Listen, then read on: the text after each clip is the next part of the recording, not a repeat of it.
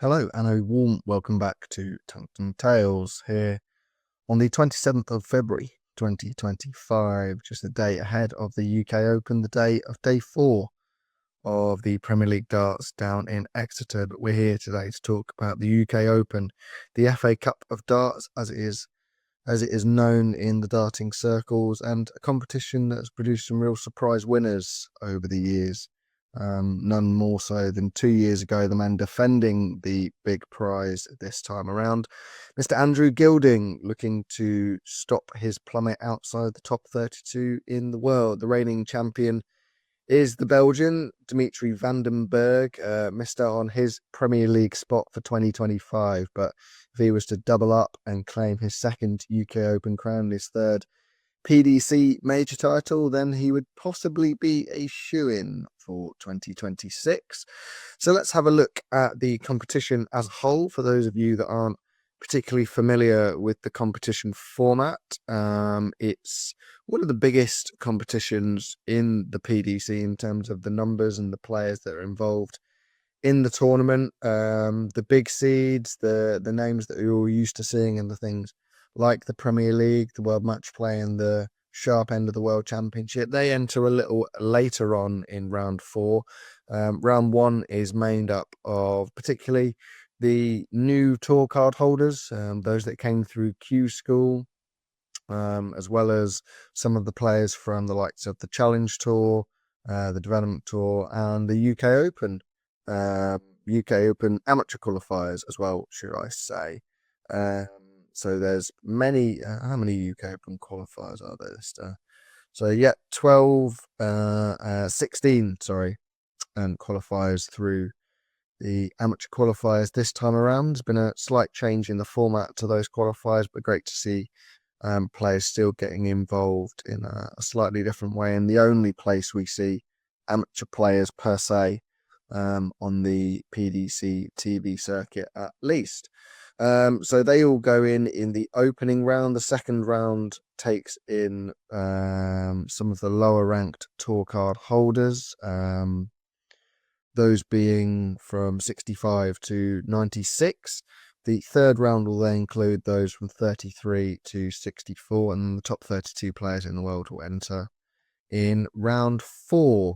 The advantage for those players in the top 32 entering later in the tournament is the format by then is the best of 19 legs, first to 10, whereas rounds 1, 2, and 3 are all the best of 11 legs. So therefore more chance for shocks and maybe see some of the big names crash out early. The other thing that sets the UK Open apart from the rest of the PDC Tour is it is a completely open draw.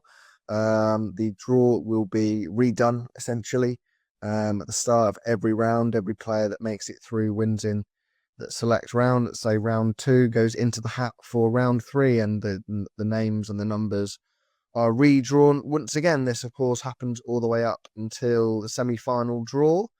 So the big names can play each other early on in round 4. They can play each other in the semi-finals, and the same for maybe the lower ranked players, the unexpected players, to get through to the latter stages. They can very much go without playing some of the big names if they are maybe a little more fortunate with the balls coming out of the bag.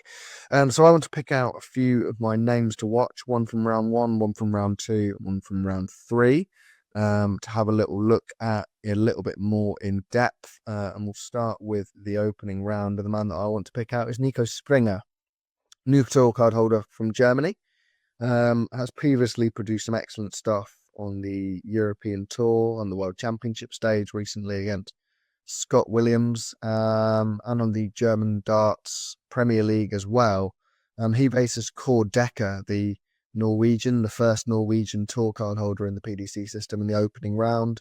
I'd expect him to get through that, although Kåre's had a couple of promising performances in the early pro tours. But for me, if he gets through that, he's a possibility to cause some real damage in this tournament, Nico Springer, and he will be with any of the TV tournaments that he makes in 2025.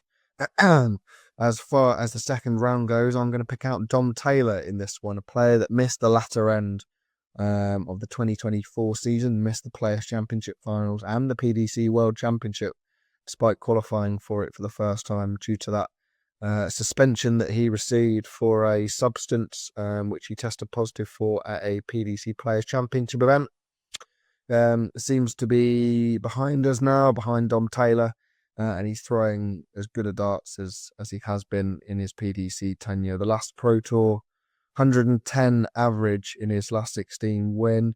A couple of other huge 105 plus averages as well for Taylor, and he faces Steve Lennon in his opening game, the second round. And if the draw is kind to Dom Taylor, even if the draw isn't so kind, I expect him to put in some real good performances. Also, not a million miles away from Mr. Taylor, where he's based, being a Bristol-based thrower as well. Then move on to round 3. I'm going to pick out a couple of names here. Nick Kenny, another player that's been in great form so far in 2025. His most promising performances yet on the PDC Pro Tour. Had a great time at the World Championship as well, winning that match with the big fish, the 170 checkout. And I will also pick out Jermaine Watamina, another form player on the PDC Pro Tour, finalist on the TV circuit, the European Championship. Last year, he faces Florian Hempel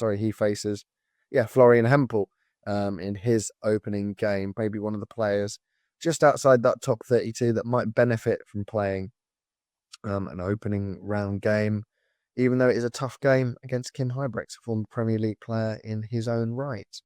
So they are the opening 3 rounds. The 4th round then includes the top 32, anyone from the likes of Luke Littler all the way down to Brendan Dolan, who's the 32 ranked play. You've also got, obviously, the reigning champion in Dimitri Bergh, Stephen Bunting, Marco van Goen, and the reigning, the former world champion and world number 1, Luke Humphreys.